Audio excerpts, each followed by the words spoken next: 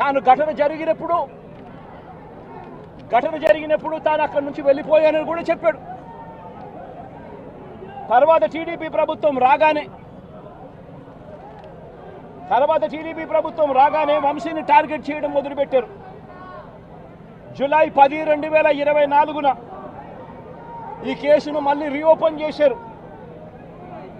Reopen చేసి ఆశ్చర్యం కలిగించే విషయం ఏమి తెలుసా?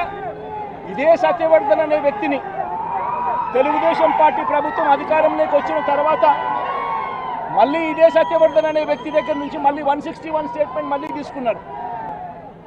రెండోసారి కేసు రీఓపెన్ చేసి తెలుగుదేశం పార్టీ అధికారంలోకి వచ్చిన తర్వాత ఆ రెండోసారి ఇచ్చిన 161 స్టేట్మెంట్లో కూడా సత్యవర్ధన్ ఇవే మాటలే మాట్లాడాడు.